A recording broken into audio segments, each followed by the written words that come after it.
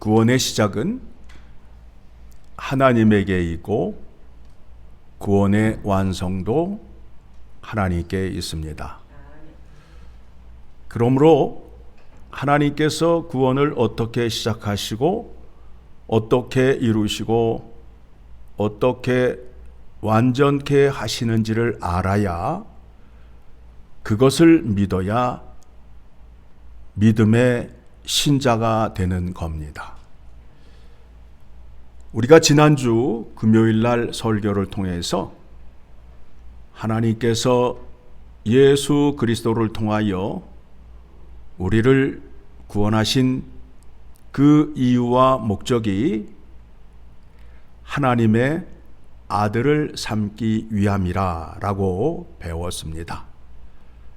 그래서 우리에게 맏아들을 주시고 그 안에 형제가 되어서 예수 그리스도의 형상, 마음을 담는 자가 되게 하는 것이 하나님의 뜻이다. 그래서 거룩하고 흠이 없는 자로 만들어서 하나님을 찬양하며 세상 앞에 소금과 빛의 존재로 살아가게 하는 것이 하나님 아버지의 구원의 계획이다 라고 말씀을 확인하였습니다.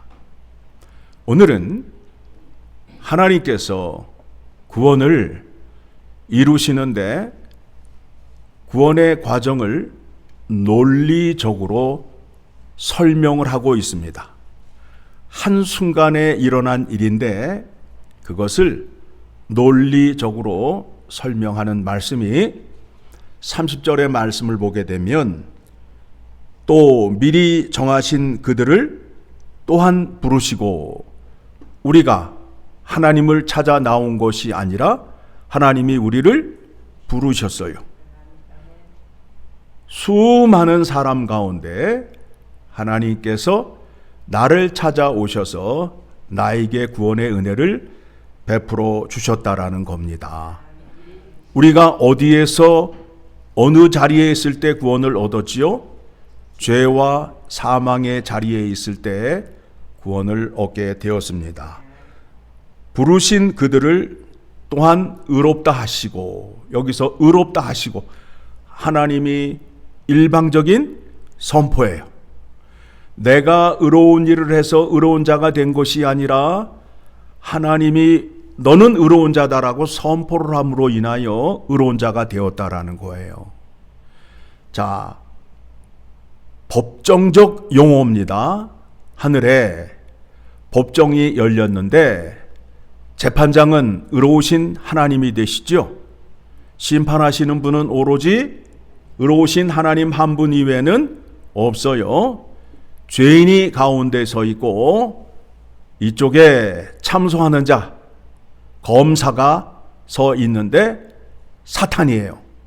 그리고 이쪽에는 변호인 예수 그리스도가 계신 거예요. 사탄이 우리의 죄를 재판장에게 다 고합니다. 저 사람은 어쩌고 저쩌고 저쩌고.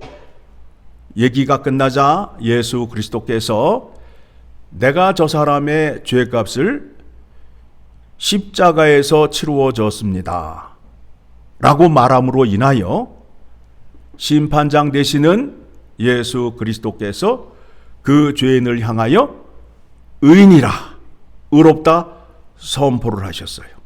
그렇죠? 그래서 우리가 의인이 된 겁니다. 의인이 되는 데 있어서 한 게 아무것도 없어요. 일방적인 은혜로 말미암아 의인이 되었어요. 그러면 이제 의인이 된 사람을 어떻게 하느냐 하면 영화롭게 하는 거예요. 그들을 교회로 불러 모아서 하나님과 그가 보내신 자 예수 그리스도를 알게 하여서 배운 대로 순종하며 행함으로 인하여 하나님께 영광을 올려드리고 그 사람도 영광스러운 자가 된다라는 것입니다. 자, 이 일을 누가 시작을 했다고요? 하나님이 시작을 했기 때문에 31절에 그런즉 그런즉 이 일에 대하여 우리가 무슨 말 하리요? 만일 하나님이 우리를 위하시면 누가 우리를 대적하리요?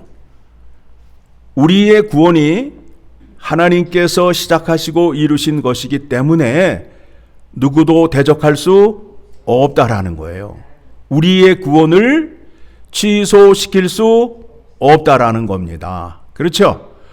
그런데 혹 하나님을 아는 지식이 부족한 사람들은 믿음이 전기 스위치에 붙었다, 떨어졌다는 거로 생각을 해서 구원이 있는 것 같기도 하고 또 떨어지면 아닌 것 같기도 하고 믿는 사람들이 있단 말입니다. 그런데 하나님께서 나에게 이루어지신 구원은 누구도 끊을 수 없다라는 겁니다.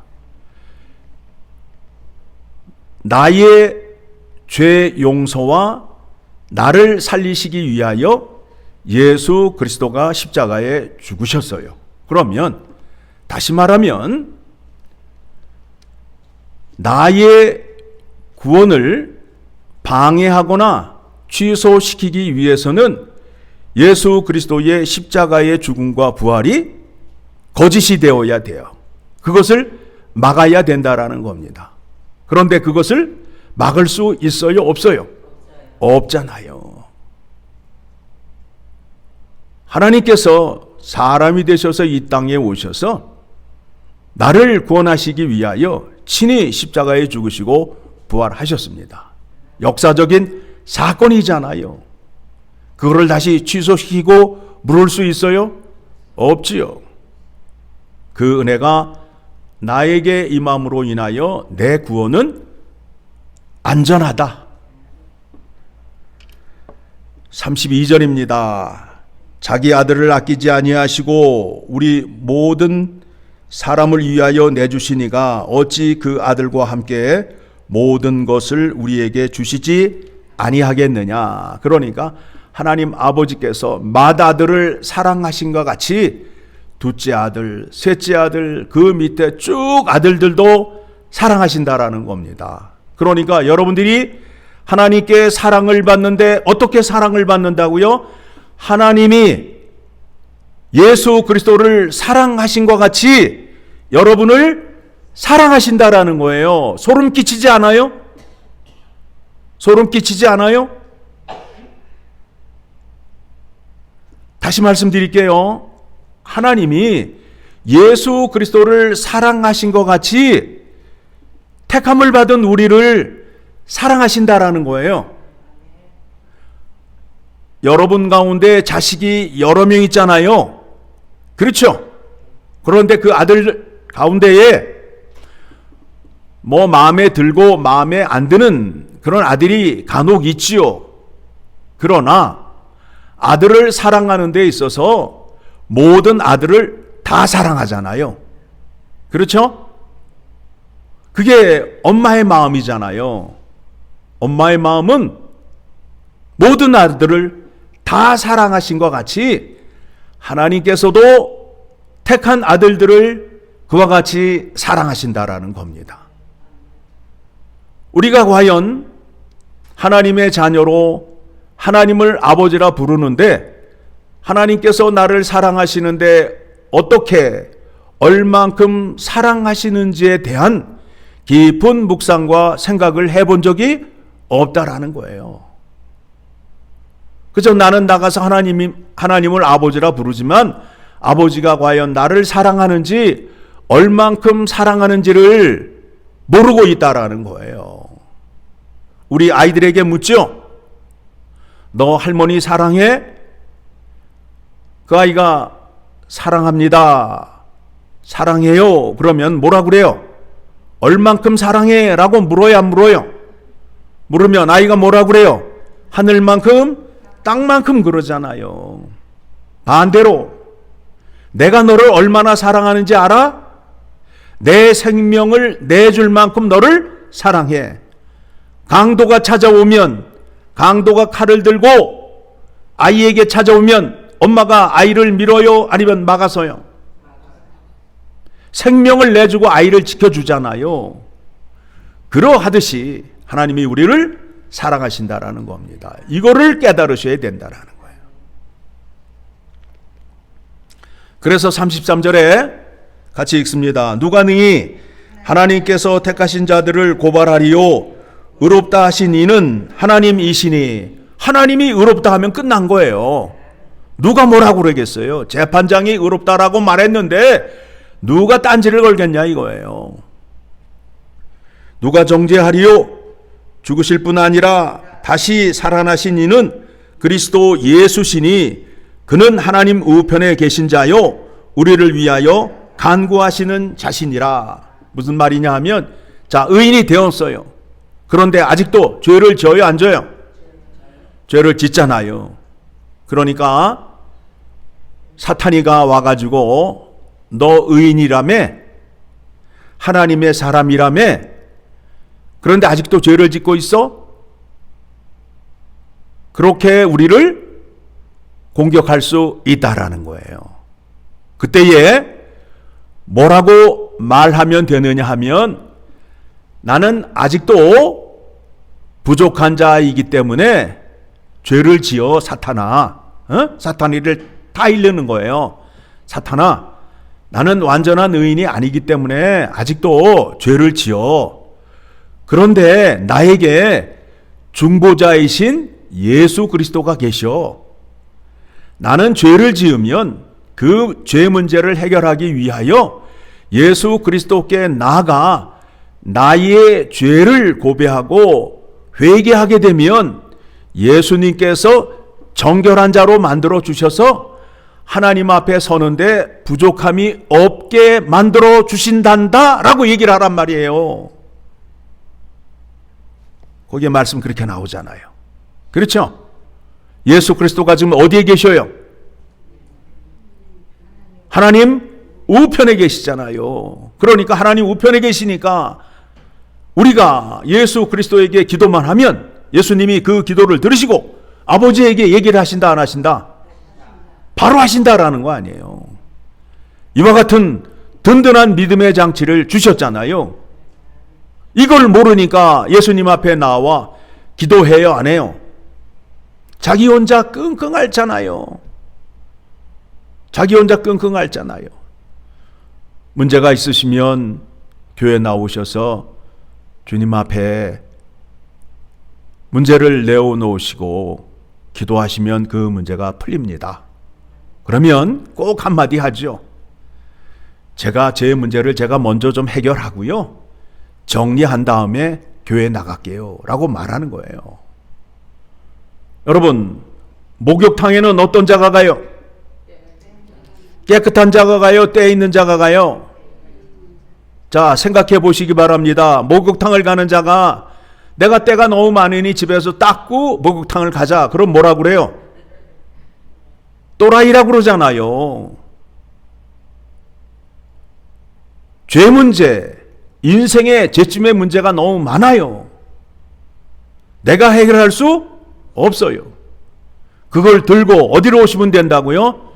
주님 앞으로 나오시면 된다고요. 수고하고 무거운 짐진 자들아, 다 내게로 오라. 내가 너희를 쉬게 하리라. 약속하셨어요, 안 하셨어요? 왜 못 나오는 거예요? 하나님을 알지 못하고 예수 그리스도를 알지 못하기 때문에 그렇다라는 겁니다. 여러분 마음 안에 고민의 문제와 죄사함의 용서를 주님 앞에 내어놓고 기도를 하게 되면 여러분들 마음이 어때요? 불편해요? 아니면 시원하고 감사와 기쁨이 넘쳐요? 이거는 체험해 본 사람만이 고백할 수 있는 거예요. 주님은 살아계시고 우리의 기도를 들으시기 때문에 우리 마음 안에 안식과 평강을 주시고 기쁨을 주심으로 인하여 우리가 이 땅에 사는 동안 우리의 인생의 문제를 주님께 고백하면 주님이 우리와 함께 하시면서 그 문제를 풀어주신다라는 겁니다. 그래서 그들에게 주님이 누구인지를 자꾸 가르쳐 줘야 돼요. 그들은 주님이 어떤 분이신지를 자꾸 배워야 돼요. 그런데 안 배우려고 한단 말이에요. 그들의 마음속에 내가 누구보다 더 똑똑해, 주님보다 더 똑똑하기 때문에 이 문제에 대해서는 주님보다 내가 더 잘 알고 이 문제에 대해서는 내가 더 잘 해결할 수 있어 라는 교만한 마음이 있기 때문에 주님 앞에 나오지 않는다라는 거예요.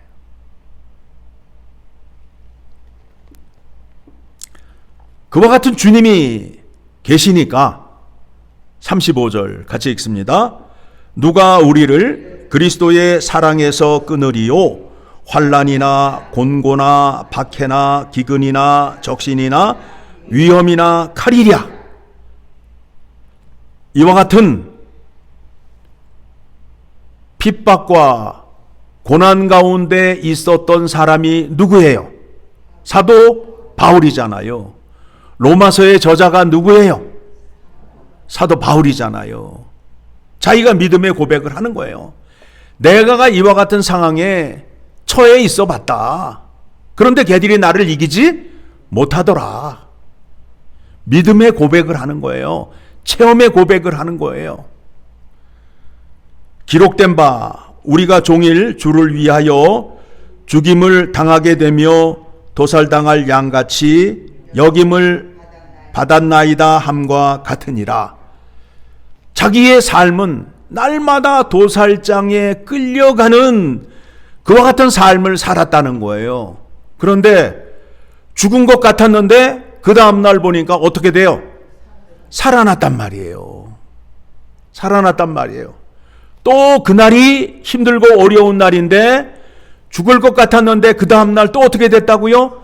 살아났단 말이에요. 바울의 고난을 우리가 잘 알고 있잖아요. 그래서 바울이 이와 같이 고백을 합니다. 37절 시작. 그러나 이 모든 일에 우리를 사랑하시는 이로 말미암아 우리가 넉넉히 이기느니라. 승리할 수밖에 없다라는 거예요. 누가 함께 하기 때문에? 예수 그리스도와 하나님이 함께 하기 때문에 우리의 구원을 끊을 수 없다라는 겁니다. 그리고 모든 고난을 이기신, 모든 핍박을 이기신, 모든 시험을 이기신 예수 그리스도께서 우리에게 능력을 주심으로 인하여 우리는 넉넉히 이길 수밖에 없다라는 겁니다. 그러니까 여러분들이 삶 속에서 시험을 당하고 어려움을 당하면 예수 그리스도 앞에 나와 이 고난을 해치셨던 능력을 달라고 기도를 하셔야 된다라는 거예요. 그렇죠? 그게 하나님께서 우리에게 주시는 믿음의 방식이에요. 구하는 자에게는 주신다, 안 주신다? 찾는 자에게는 주신다, 안 주신다? 두드리는 자에게는 열리게 해주신다, 안 열리게 해주신다? 그 믿음으로 나와서 기도하시고 구하시는 여러분이 되셔야 됩니다. 그래서 38절에 내가 확신하노니 사망이나 생명이나 천사들이나 권세자들이나 현재일이나 장래일이나 능력이나 높음이나 깊음이나 다른 어떤 피조물이라도 우리를 우리 주 예수 그리스도 안에 있는 하나님의 사랑에서 끊을 수 없으리라. 끊을 수 없어요. 그렇죠? 우리가 하나님과 어떤 관계이기 때문에? 아들의 관계이기 때문에 끊을 수 없다라는 거예요. 강도가 칼을 들고 오면 아들을 내어준다, 안 내어준다? 안 내어준다. 아이가 물속에 빠지면 엄마가 물속을 들어간다, 안 들어간다? 불속에 있으면 들어간다, 안 들어간다? 하나님이 그와 같은 사랑으로 우리를 사랑하신다라는 거예요. 그런데 그 사랑이 영원한 사랑이라는 거예요. 어제는 사랑하시고 오늘은 사랑 안 하시고 하시는 분이 아니라 어제나 오늘이나 내일이나 장래나 똑같이 사랑하신다라는 겁니다. 자, 다시 한번 확인합니다. 우리를 사랑하시는데 어떻게 사랑하신다고요? 하나님께서 예수 그리스도를 사랑하신 것 같이 우리를 사랑하신다라는 거예요. 여기에서 여러분들이 놀라셔야 돼요. 만볼트 전기 맞은 사람처럼 찌릿하고 놀라야 된다니까요. 하나님이 우리를 사랑하는데 독생자 예수 그리스도를 사랑하신 것 같이 사랑하심을 확인하시고 깨달으시고 날마다 체험하시는 여러분이 되셔서 하나님을 아버지로 섬기는데 늘 가까이에서 그 아버지의 말씀을 잘 순종하고 아버지를 기쁘게 하는 여러분의 믿음이 되기를 간절히 소망합니다.